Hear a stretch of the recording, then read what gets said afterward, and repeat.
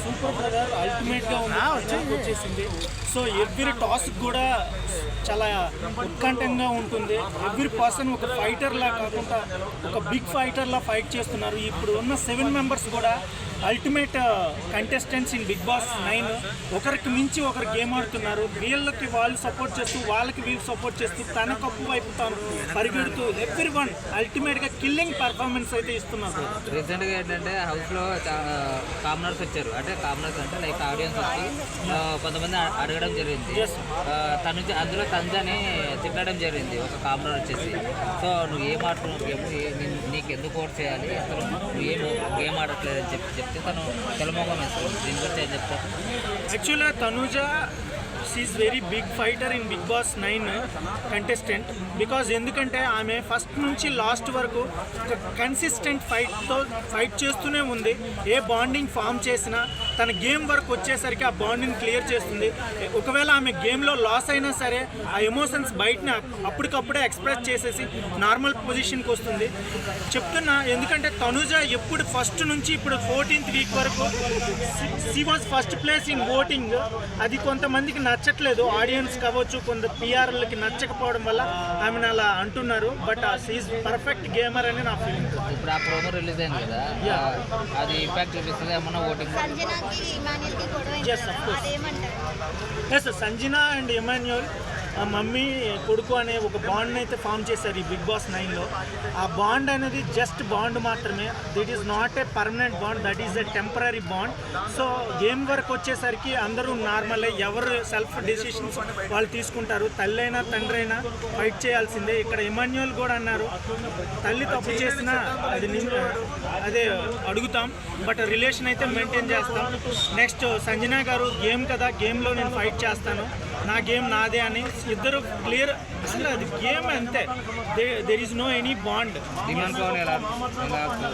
Demand సూపర్గా ఆడుతున్నారు. But demand లాస్ట్లో మార్క్స్ విషయంలో కూడా చాలా కాన్సన్ట్రేషన్తో గేమ్ ఆడాడు. సో ఎనీవే లాస్ట్కి వచ్చేసారు. బట్ ఏమవుతుందనేది చూడాలి. అందరూ ఫైటర్స్.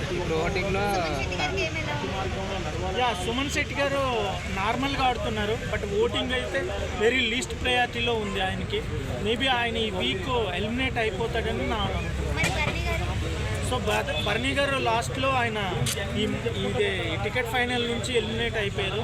సో ఆయన స్కోర్లో 50% తనుజాకి ఇచ్చేశారు, 25,000 మార్క్స్ కూడా. బట్ అక్కడ ఒక ఎమోషన్ బాండ్ అయితే ఫామ్ అయింది. నేను హెల్ప్ చేస్తున్నా, నేను ఒకవేళ వెళ్ళిపోయినా పర్వాలేదు, తనుజ గెలవాలనే ఒక ఫీల్, ఎమోషన్ అనేది బర్నీ గారు చూపించారని నా feeling. Tanuja doesn't have any emotions. She's fighting for win. She's finally fighting for title అంతే. ఆల్రెడీ సో యాక్చువల్గా తనుజాకి కళ్యాణ్ సపోర్ట్ ఉంది, ఎమాన్యుయల్ సపోర్ట్ ఉంది, బర్నీ గారు సపోర్ట్ ఉంది. బట్ ఆమె only take the support. She doesn't support anybody when she lose the game. ఆమె lose అవుతుంది అంటే ఎవరికి ఆమె సపోర్ట్ చేయదు, తన గేమే. ఎందుకంటే అక్కడ వచ్చిన ప్రతి ఒక్కరు కూడా కమర్షియలే బ్రదర్. ఫైనల్గా they want the win and they want money. అంతేగాని ఈ బాండ్స్ వల్ల మనకేం రాదు, ఏమీ తీసుకెళ్ళలేము కూడా. మనకి విన్ ఎవరైనా గెలిస్తే వాళ్ళే, ఎంతమంది కష్టపడ్డారని కాదు, ఎవరు సక్సెస్ అయ్యారనేదే ఫైనల్గా చూస్తారు. విన్నర్ తనుజ, రన్నర్ వచ్చేసి Emmanuel or Kalyan. Top 3 Kalyan and Emmanuel and Tanuja. This week elimination